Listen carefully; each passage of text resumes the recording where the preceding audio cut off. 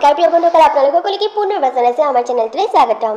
আজি আমি পুনৰ আপোনালোকৰ বাবে এটি নতুন আৰু ধুনীয়া কাহিনী লৈ আহিছোঁ। আৰু আজি আমাৰ কাহিনীটোৰ নাম হৈছে দুজনী দুখীয়া জায়েকৰ ঘৰলৈ 9 ছোৱালী হৈ আহিল এজনী ধনী জায়েক। আশা কৰিছোঁ ভিডিঅ'টো চাই আপোনালোকৰ নিশ্চয় ভাল লাগিব। তেন্তে আহকচোন এতিয়া আমি কাহিনীটোৰ মাজলৈ আগবাঢ়ি যাওঁ। বাইদেউ, শুনিছোঁ এইবাৰ বোলে তই তোৰ সৰু বোৱাৰী একেবাৰে বৰ হাই ফাই ঘৰৰ পৰা আনিবলৈ ওলাইছ। এইবাৰ তোৰ কপাল ফুলিল আৰু।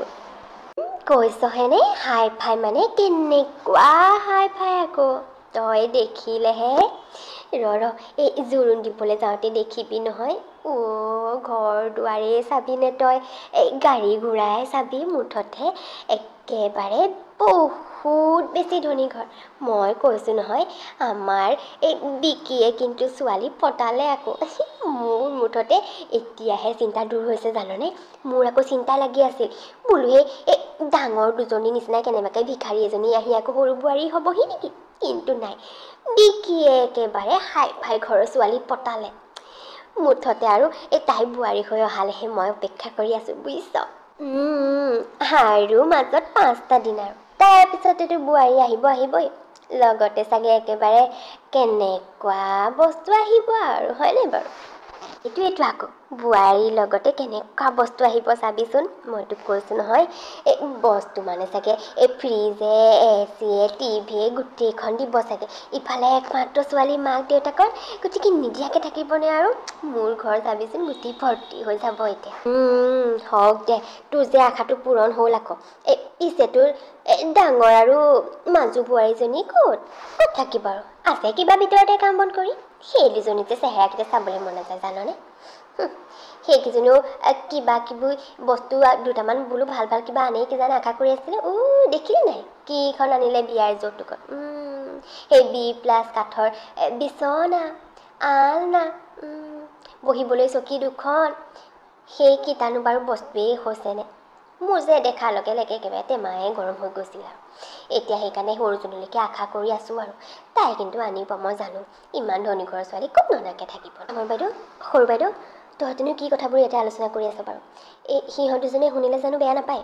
তহঁতিও যে কি নহয়, তই আহিলি আকৌ জ্ঞান দিবলৈ। আমিনো কি বেয়া কথাটো আলোচনা কৰিছোঁ? যিটো সঁচা সেইটোহে আলোচনা কৰিছোঁ। এই বাইদেউৰ ডাঙৰ বোৱাৰীকেইজনী কথা তাই ঠিকেইটো কৈছে। লগত দেখা নাই কি বস্তু এসোপা আনিছিলে। ইছ ৰাম, চাবকে নোৱাৰি। চকীকেইখন যিকেইখনে এতিয়ালৈ বাইদেউ আছেনে ঘূনে খাই শেষ কৰিলে বাৰু।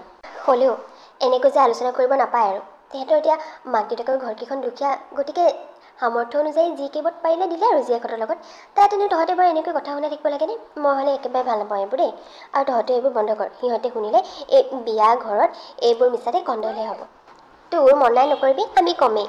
মইতো নমৰালৈকে কৈয়ে থাকিম। ডাঙৰ ল'ৰা আৰু মাজুৰ ল'ৰালে মই কিমান আশা কৰি আছিলোঁ মইহে জানো। সিহঁতে আকৌ আনিলে সেইখন বস্তু। ক'লে আকৌ পাই লাজ। মাহী, আপোনালোকে আমাৰ কথাই কৈ আছে নহয়নে? মা, আমাৰ মা দেউতাহঁতৰ ঘৰ দুখীয়া, গতিকে যি পাৰিলে আমাৰ লগত দিলে আৰু। তাকে এনেকৈ কৈ থাকিলে বেয়া লাগে দিয়কচোন। নক'ম, কিয় নক'ম? কমেই, মই নমৰালৈকে ক'ম। এতিয়া চাবিচোন এই সৰু বোৱাৰীয়ে একদম কেনেকুৱা বস্তু আনিব। দেখিয়ে চাগে তহঁতৰ একেবাৰে গা জ্বলি পুৰি মৰিব। আহ, মোৰ ৰুমলৈকে যাওঁ আহ। ইয়াত এই চবৰ আগত কথা পাতি থাকি একো লাভ নাই। সোনকালে আহ। আৰু দুইজনী ইয়াত ভেবা লাগি চাই থাকিব নালাগে। যা, গোটেই বিয়া ঘৰ কামেই কাম কৰগে যা। বাইদেউ, মায়ে যে দুখীয়া কাৰণে আমাক ইমান বেয়া পায় নহয়নে? আমি লগত অনা বস্তুবিলাকৰ কথা সদায় এনেকৈ কয়। আৰু ঘৰলৈ যোনে আহে সকলোৰে আগতে কয়, আমুকটোহে বেয়া, তামুকটোহে বেয়া। আৰু দুখীয়া বুলিয়ে, লগত একো ভাল বস্তু নানিলোঁ বুলিয়ে আজিলৈকে আমাৰ কামত সদায়ে খালী খুট উলিয়াই থাকে। কেতিয়াবা মোৰ মনটো বৰ বেয়া লাগে জানেনে বাইদেউ? মোৰ অৰিণা, কিন্তু কি কৰিবা, উপায়তো নাই। মা এনেকুৱাই। মোকতো আটাইতকৈ প্ৰথমতে এইখন ঘৰলৈ বোৱাৰী কৰি আনিছিল। আজি প্ৰায় 2.5 বছৰ হ'বলৈ হ'ল। এই 2.5 বছৰে মই সদায় মাৰ পৰা এইকেইটা কথা শুনিয়ে আহিছোঁ। ঘৰলৈ কোনোবা আহিলেই হ'ল আৰু চবৰে আগতে ক'ব। গতিকে এতিয়া মোৰ অভ্যাস হোৱাৰ দৰে হৈছে আৰু। তুমিও এইবোৰ কথাত বেয়া পাই একো লাভ নাই।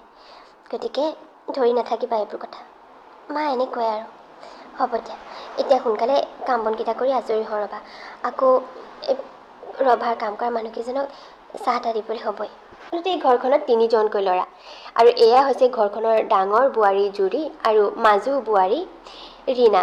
আৰু এতিয়া ঘৰখনৰ আটাইতকৈ সৰু ল'ৰা বিকিৰ বিয়াখন হ'বলৈ ওলাইছে। আৰু বিকিৰ বিয়াখন হ'বলৈ ওলাইছে চহৰৰ খুবেই ধনী মানুহ এঘৰৰ একমাত্ৰ ছোৱালী এজনীৰ লগত, আৰু তাইৰ নাম হৈছে পংখী।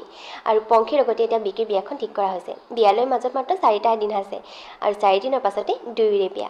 শাহুৱেকে দুয়োজনী ডাঙৰ আৰু মাজু বোৱাৰীকক আচলতে ভাল নাপায়, কাৰণ সিহঁত দুখীয়া ঘৰৰ পৰা আহিছে। লগত যৌতুকৰ নামত বৰ এটা ভাল বস্তু আনিব নোৱাৰিলে, গতিকে শাহুৱেকে সিহঁতক একেবাৰে ভাল নাপায়।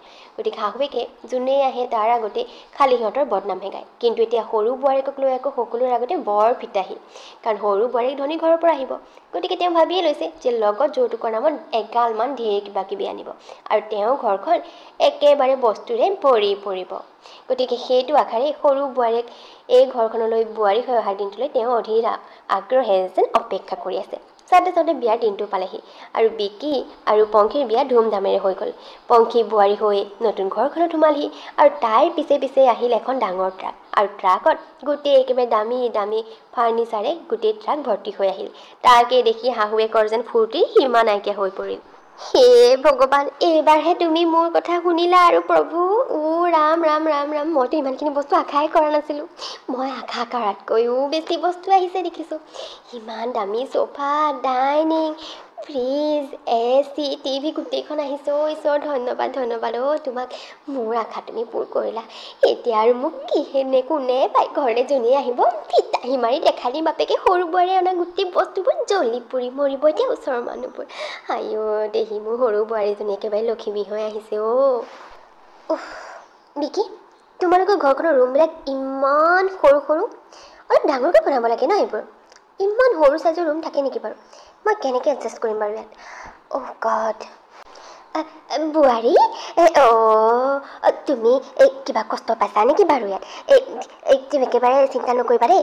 তোমাক কিবা যদি বস্তু দৰকাৰ হয়, তোমাৰ যদি কিবা খাবলৈ মন যায়, আমাৰ এই দুজনী আছে নহয়, এই জুৰি আৰু ৰীণা, সিহঁতক মাত্ৰ মাত এষাৰ লগাই দিলে হ'ল। সিহঁতে তোমাৰ চব কাম কৰি দিব দেই, আৰু তোমাৰ যি মন যায় তাকে বনায়ো দিব। তুমি মাত্ৰ সিহঁতক মাতি দিলেই হ'ল। আৰু কিবা অসুবিধা পালে মোক ক'বা দেই, মই আছোঁ নহয়। অ'কে, হ'ব দিয়ক। আপুনি এতিয়া ইয়াৰ পৰা যাওক মোৰ ৰুমৰ পৰা। মোৰ একেবাৰে ভাগৰ লাগিছে অলপ, মই এতিয়া অকণমান আৰাম কৰিব বিচাৰোঁ। গতিকে আপুনি এতিয়া ইয়াৰ পৰা যাওক। হ'ব হ'ব, তুমি অকণমান আৰাম কৰা দেই। মাজনী, তুমি কিবা লাগিলে খালি মাতষাৰ লগাবা দেই। বিকি, তয়ো তাইক মাজে সময়ে সুধি মেলি থাকিবি কিবা লাগে নেকি দেই। হ'ব মা, হ'ব দিয়া।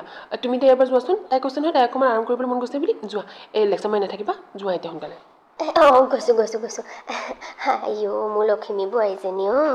বাইদেউ, ছোৱালী ঘৰলৈ অহাৰ পিছৰে পৰা একেবাৰে মাৰ মৰম দেখিছেনে নাই?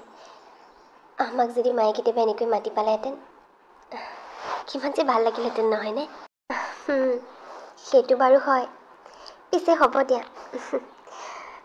যাৰ কপালত আচলতে যি লিখা থাকে তেনেকুৱাহে হয়। আমাৰ কপালত চাগে মাৰ পৰা এনেকুৱা ব্যৱহাৰেই লিখা আছে। হ'ব দিয়া, মায়ে যেনেকুৱা ব্যৱহাৰ কৰিলোঁ মই হ'লে বেয়া নাপাওঁ। মাক মই কোনোদিন কিন্তু শাহু মা বুলি ভবাই নাজানানে? মায়ে মোৰ লগত যেনেকৈ ব্যৱহাৰ নকৰক কিয়, মই সদায় নিজৰ মা বুলি ভাবি মাৰ সেৱা শুশ্ৰূষা কৰি যাম। লগতে ময়ো বাইদেউ। তহঁত দুজনী যে ইয়াত লেকচাৰ মাৰি আছ, ঘৰৰ কাম বন কি চব শেষ হ'ল নেকি? কৰিবলৈ কাম বন নাই? খালি সিহঁতক লেকচাৰ মাৰিবলৈ পালে একো নালাগে আন। যা কামত লাগে যা। আৰু শুন, এই আবেলিলৈ ওচৰৰ খুৰী বৰমাহঁত আহিব, গতিকে তেওঁলোকলৈ যা, পিঠা পনা যি পাৰ বনাই থগৈ। ছোৱালী চাবলৈ আহিব, আৰু সুদা মুখনে চাহটো দিবিগৈ নেকি বাৰু? যা সোনকালে যা। হ'ব মা, গৈছোঁ। আৰু আবেলিলৈ ওচৰৰ মানুহ কেইগৰাকীমান আহিলত একেবাৰে শাহুৱেকে ফিতাহী মাৰি গোটেই বোৱাৰীকে অনা বস্তুবোৰ তেওঁলোকক দেখাবলৈ আৰম্ভ কৰিলে। আৰু তাৰপিছতেই বোৱাৰীকক যেতিয়া তেওঁলোকে চাবলৈ বুলি বাহিৰলৈ মাতিলে, এইফালে বোৱাৰীয়ে সেইটো সময়ত আৰামত শুই আছিল। গতিকে তাই যাবলৈ একেবাৰেই ইচ্ছা নাছিল। কিন্তু শাহুৱেকে জোৰ কৰিলত ওলাই আহিল আৰু যেনতেন। আহি আলহীক ভালকৈ মাত এষাৰো নলগালে, গৈ আকৌ পুনৰ নিজৰ ৰুমত সোমাই থাকিলগৈ। এই বোৱাৰী দেখিছোঁ অকণমান বাহাদুৰি এটা আছে, ভাল কিছু আমাক মাত এষাৰকে নলগালে। নাই আমাৰ বোৱাৰী বহুত বেছি ভাল জাননে। তাই আচলতে এইকেইদিন এই বিয়াৰ নীতি নিয়মবোৰ কৰোঁতে ভাগৰ লাগিছে নহয়, সেইটো কাৰণে ভাগৰুৱা হৈ আছে নহ'লে ভাল, বহুত ভাল বুজিছনে, বহুত বেছি ভাল। এই ডাঙৰকেইজনী তাইৰ লগত একো পাত্তাই নাপায়, মই কৈছোঁ নহয় সিহঁততকৈ 1000 গুণৰ ভাল। এতিয়া অকণমান ভাগৰ লাগি আছে কাৰণে এনেকৈ গুচি গ'ল আৰু। তহঁতে সেইটোকে আকৌ তাই বেয়া বুলি উলিয়াই নুফুৰিবি দেই, তাই বহুত ভাল। বিকি, এই 2 দিন থাকি এইখন ঘৰত মোৰ একেবাৰে অশান্তি লাগিছে কিন্তু দেই। শান্তিত অকণমান শুবও নোৱাৰি তোমাৰ এই ঘৰখনত, ইটো আহিব সিটো আহিব ডিষ্টাৰ্ব কৰিবলৈ। এতিয়া শুইছিলোঁহে অলপ, হাৰামত আহিলে বুঢ়ীজনী। একেবাৰে আলহী এগালমান আহিছে, কইনা চাবলৈ বোলে। কইনা কি নেদেখা নুশুনা অদ্ভুত বস্তু নেকি বাৰু, এনেকৈ যে বাৰে বাৰে জাক পাতি চাবলৈ আহিব লাগে। এইবোৰ হ'লে মই একেবাৰে ভাল নাপাওঁ দেই। আমাৰ টাউনত কিন্তু এইবোৰ এনেকুৱা নহয় একেবাৰে। বিয়াৰ দিনাই যি কইনা চালে আৰু আকৌ এক্সট্ৰাকৈ চাবলৈ আহিব। অ' গড। আৰু বিকি, এটা কথা অৱশ্যে তোমাৰ মনত আছেনে নাই যে মই তোমাৰ লগত কি চৰ্তত বিয়া হৈছোঁ? তুমি তোমাৰ এই বুঢ়ী মাৰক কৈছানে নাই যে বিয়াৰ 2 মাহৰ পিছত কিন্তু আমি এইখন ঘৰৰ পৰা গুচি যাম, আৰু একেবাৰে চিৰদিনৰ বাবে, তাকো মোৰ নিজৰ ঘৰলৈ। তোমাক ঘৰ জোৱাই কৰি লৈ যাম বুলি, আৰু এই মোৰ লগত অনা সকলোবিলাক বস্তু আমি লগত লৈ যাম বুলি জনাইছানে নাই কথাটো ঘৰত? জনাই দিবা যদিহে জনোৱা নাই। মই এইখন ঘৰলৈ বোৱাৰী হৈ অহা, লগত এইবোৰ বস্তুবোৰ অনা, এইবোৰ জাষ্ট এটা ফৰ্মেলিটিৰ কাৰণে। এতিয়া 2 মাহৰ পিছতে আমি ইয়াৰ পৰা একেবাৰে গুচি যাম, লগতে তোমাক লৈ যাম মোৰ ঘৰ জোৱাই কৰি, আৰু লগতে মই অনা সকলোবিলাক বস্তুও লৈ যাম। কৈ দিবা নাই কোৱা যদি ঘৰ। কম পংখী, তুমি একেবাৰে টেনশ্যন নল'বা দেই। 2 মাহে যেন তেন চকু কাণ মুদি থাকা আৰু তাৰপিছতে আমি যামেই তোমালোকৰ ঘৰলৈ, লগতে ময়ো যাম তোমাৰ ঘৰ জোৱাই হৈ। তেতিয়াতো আৰু চিন্তাই নাই ন। গতিকে এই 2 মাহ যেন তেন এডজাষ্ট কৰা আৰু দেই। এতিয়া তুমি অকণমান আৰাম কৰি লোৱা। আৰু তেনেকৈ চাওঁতে সময়বোৰ পাৰ হৈ গ'ল। চাওঁতে 2 মাহ সম্পূৰ্ণ হ'ল, আৰু 2 মাহৰ পিছতেই মাকক আহি বিকে ক'লেহি আচলতে কেছটো কি, আচলতে কি চৰ্তত পংখীক সি বিয়া কৰাইছিল। আৰু এতিয়া 2 মাহ কমপ্লিট হ'লত সিহঁত নিজৰ ঘৰলৈ উভতি যাবগৈ বুলিও ক'লে। আৰু সিও যে পংখীৰ লগতে চৰ্ত অনুসৰি সিহঁতৰ ঘৰলৈ চিৰদিনৰ বাবে ঘৰ জোৱাই হৈ গুচি যাব, সেই কথাও মাকক ক'লে। আৰু লগতে মৰমৰ সৰু বোৱাৰীৰ কাৰণে যৌতুকত সকলোবিলাক দামী দামী বস্তু যে লগত তাই লৈ যাব, সেই কথাও মাকক জনালে। কথাবোৰ জানি মাকৰ এনেকুৱা লাগিল যেন এতিয়াই মূৰটো ঘূৰাই পৰিহে যাব। কিমান আশা কৰিছিল, সকলোৰে আগতে কিমান বাহাদুৰি মাৰিছিল সৰু বোৱাৰীকক লৈ। আচলতে মেইন কেছটো গম পাই তেওঁ এতিয়া কি কৰিব কি নকৰিব যেন একো উপায় বিচাৰি নোপোৱা হ'ল। বোৱাৰীকে দামী দামী যৌতুক আনিছে বুলি ফূৰ্তি পাই আছিল, লগতে এতিয়া বিয়াৰ 2 মাহ পাৰ হওঁতেই বোৱাৰীয়েকে তেওঁৰ সৰু পুতেককো লগতে একেবাৰে লৈ যাবলৈ ওলাইছে। তেওঁ যেন একো ভাবিয়ে নাপালে আচলতে এয়া তেওঁ কি শুনিছে। আৰু চৰ্ত অনুসৰি দুয়োটা 2 মাহৰ পিছতেই পংখীৰ ঘৰলৈ গুচি গ'ল চিৰদিনৰ বাবে। বিকিক লগত লৈ গ'ল সিহঁতৰ ঘৰ জোৱাই কৰি, আৰু লগতে তাই অনা সকলো বস্তুও লগত লৈ গ'ল। ঘৰখন একেবাৰে সৰু পুতেক বোৱাৰীয়েক ওলাই যোৱাৰ পিছত গোটেই বস্তুৱে বাহানে ভৰি থকা ঘৰখন একেবাৰে যেন খালী হৈ পৰিল।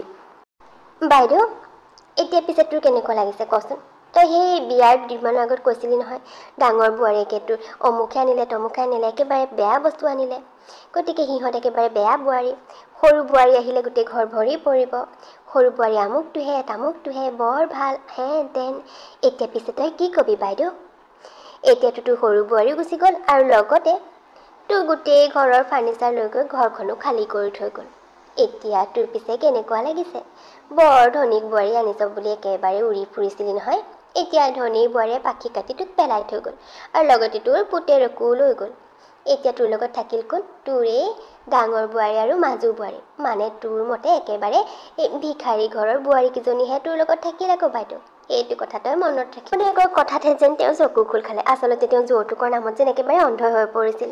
ডাঙৰ মাজু বোৱাৰীকে লগত একো ভাল বস্তু ননাৰ বাবে সিহঁতক ইমান কথা শুনাইছিল, ইমান বেয়া পাইছিল। আৰু সৰু বোৱাৰীকে লগত ভাল ভাল বস্তু অনাৰ বাবে, ধনী ঘৰৰ হোৱাৰ বাবে তাইক একেবাৰে মৰমৰ মাজত ৰাখিব বিচাৰিছিল। কিন্তু আজি সেই ধনী বোৱাৰীকে তেওঁৰ পুতেকক লগত লৈ গৈ একেবাৰে অকলশৰীয়া কৰি থৈ গ'ল। কিন্তু লগত থাকিল তেওঁ দুখীয়া বুলি সদায় বেয়া পোৱা ডাঙৰ আৰু মাজু বোৱাৰীকে। গতিকে তেওঁ বুজি পালে আচলতে তেওঁ ভুলটো ক'ত হৈছিল, আৰু আজিৰ পৰা এনে ভুল আৰু কেতিয়াও নকৰোঁ বুলি শপতো খালে। তেন্তে আমাৰ কাহিনীটোৰ পৰা আপোনালোকে কেনেকুৱা লাগিল? যদিহে ভাল পালে তেন্তে প্লিজ ভিডিঅ'টো লাইক আৰু এটা কমেণ্ট কৰি দিব। আৰু যদি আপোনালোক আমাৰ চেনেলত নতুন তেন্তে প্লিজ আমাৰ চেনেলটো ছাবস্ক্ৰাইব কৰি দিব। তেন্তে লগ পাম পুনৰ এটা নতুন ভিডিঅ'ৰ সৈতে। তেতিয়ালৈকে বাই বাই।